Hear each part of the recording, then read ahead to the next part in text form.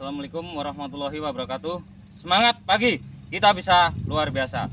Perkenalkan, nama saya Suyarto dari Set BGK Sangkulirang Bengalon, NRP 80110074. Di dalam kesempatan ini saya ingin menjelaskan tentang proses RNA komponen pada unit Komatsu.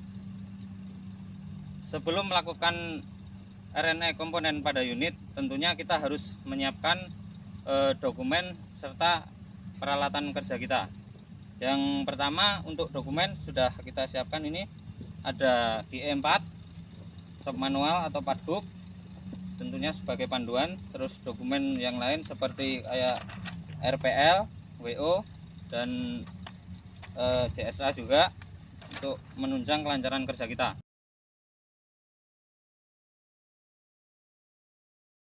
Sebelum kita melakukan remove hydraulic control valve, ya, untuk lokasinya di sini hydraulic control valve untuk Brother 825A step 2.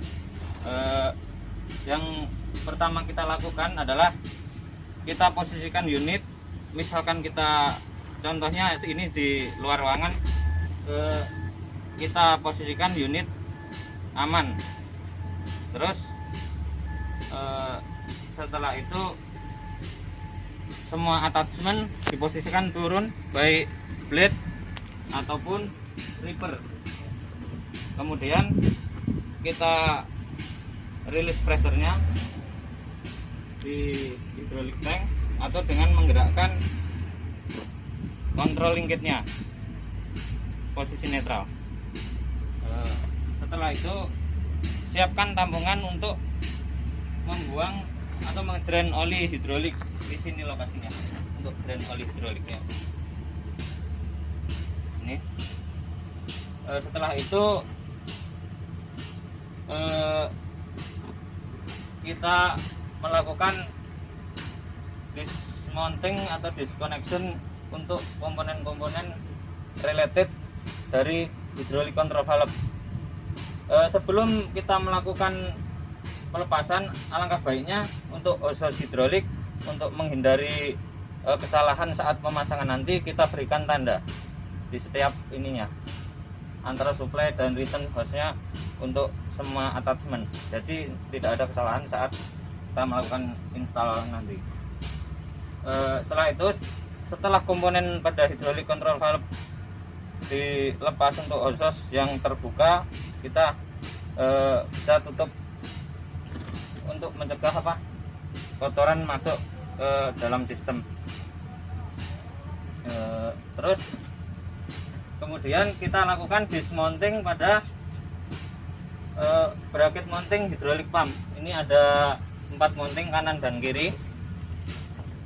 Terus mounting hydraulic control valve ini sendiri ada 4 mounting kanan dan kiri, jadi totalnya ada 8 mounting bolt.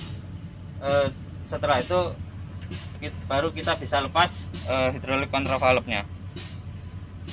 Jangan lupa kalau sudah komponen terbuka, kita lakukan juga penutupan pada lubang-lubang control valve.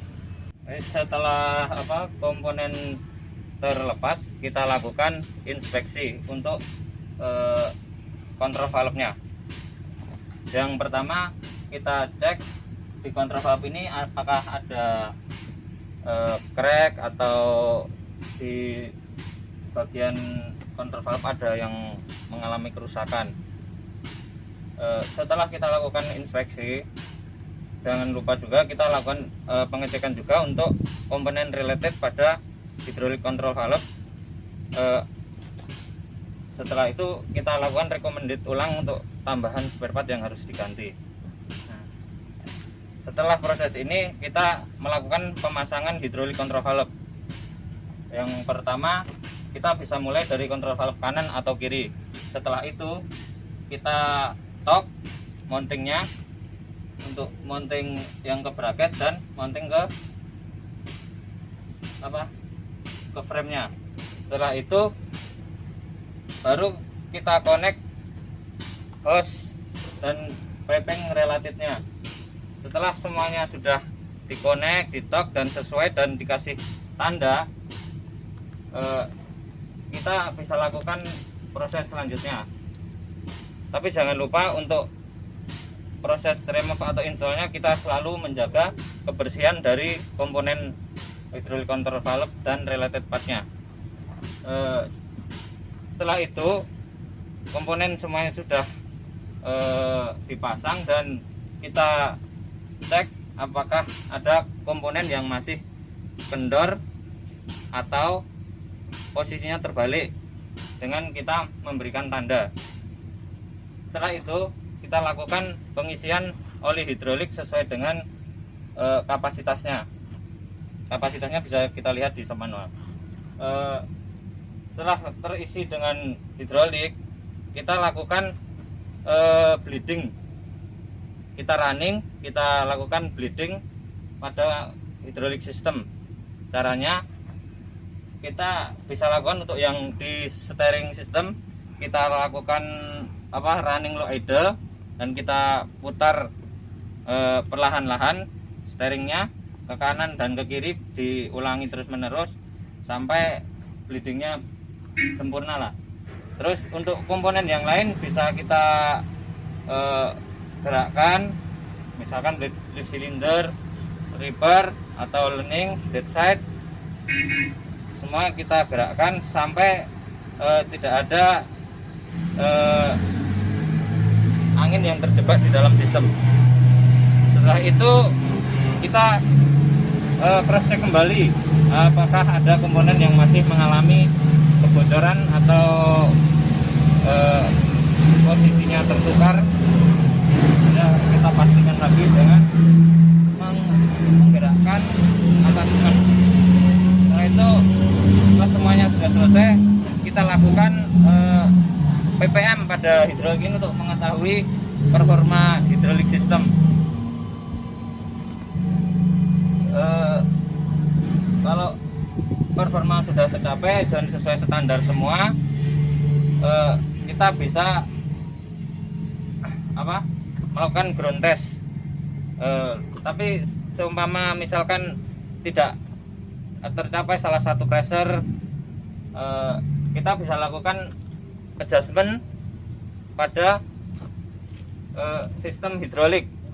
Untuk yang pertama, adjustment pada kontrol valve kan atau kiri kan, di sini ada dua main relief di sini tertutup cover ini.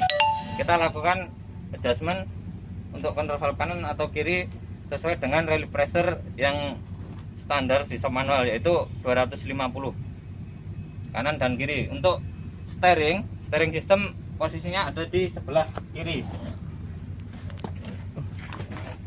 unit, dia posisinya ada di sebelah sini. Jadi kita harus membuka cover ini, kemudian kita lepas hose return dari kontrol valve steering system.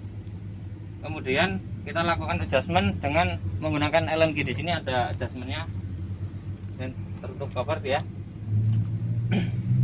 Namanya valve ini adalah priority flow divider valve. Jadi di sana ada adjustment untuk steering system. Setelah pressure-nya tercapai semua, baru kita dan hasilnya kita tuliskan di form PPM, kita dapat mengakhiri proses RNA pada hydraulic control valve. Oke, sekian dari saya. Apabila ada kekurangan saya mohon maaf. Assalamualaikum warahmatullahi wabarakatuh. Semangat pagi.